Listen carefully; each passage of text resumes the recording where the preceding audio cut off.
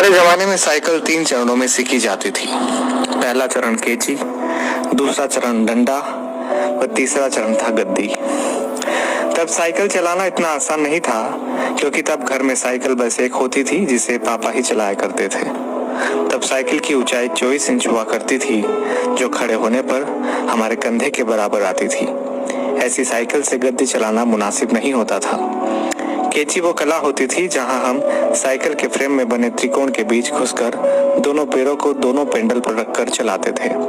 और जब हम ऐसे चलाते थे तो अपना सीना तान कर टेढ़ा होकर हैंडल के पीछे से चेहरा बाहर निकाल लेते थे और टिन टिन करके घंटी इसलिए बजाते थे ताकि लोग बाग देख सके कि लड़का साइकिल दौड़ा रहा है। आज की पीढ़ी इस एडवेंचर से महरूम है। उन्हें नहीं पता कि 8-10 साल की उम्र में 24 इंच की साइकिल चलाना जहाज उड़ाने जैसा होता था।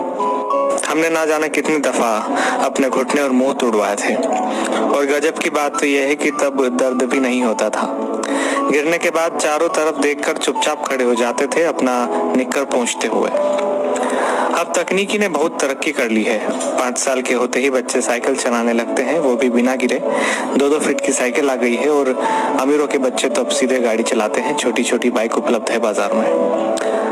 मगर आज के बच्चे कभी नहीं समझ पाएंगे कि उस छोटी सी उम्र में बड़ी साइकिल पर संतुलन बनाना जीवन की पहली सीख होती थी, जिम्मेदारियों की पहली कड़ी होती थी, जहां आपको यह जिम्मेदारी दे दी जाती थी कि अब आप गेहूं पिसाने लायक हो गए हैं। इधर से चक्की तक साइकिल डुगराते हुए जाइए और उधर से केची चलाते हुए घर वापस आइए। और यकीन मानिए, इस जिम्मेदारी को निभाने में खुशियां भी बड़ी गजब की होती थी। और ये भी सच है कि हमारे बाद केची प्रथा विलुप्त हो गई है। हम लोग ही दुनिया की आखिरी पीढ़ी है जिसने साइकिल चलाना 3 चरणों में सीखा था। हम वो आखिरी पीढ़ी है जिन्होंने कई बार मिट्टी के घरों में बैठकर परियों और राजाओं की कहानी सुनी, जमीन पर बैठकर खाना खाया, प्लेट में चाय पी है। हम वो आखिरी लोग हैं जिन्होंने बचपन में मोहल्ले में मैदानों में अपने दोस्तों के साथ परंपरागत खेल, गिल्ली डंडा, लुका छुपी, खो खो, कबड्डी, कंचे जैसे खेल खेले हैं।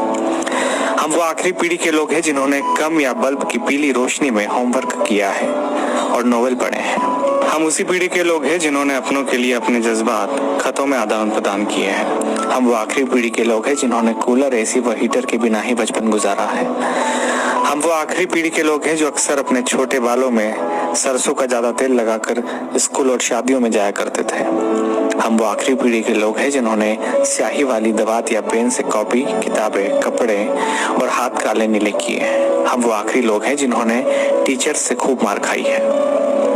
हम वो आखिरी लोग हैं जो मोहल्लों के बुजुर्गों को दूर से देखकर नुक्कड़ से भागकर घर आ जाया करते थे। हम वो आखिरी लोग हैं जिन्होंने गोदरेज सोप की गोल डिबिया से साबुन लगाकर शेव बनाई है, जिन्होंने गुड़ की चाय पी है, काफी समय तक सुबह काला या लाल दंत मंजन या सफेद टूथ पाउडर इस्तेमाल किया है।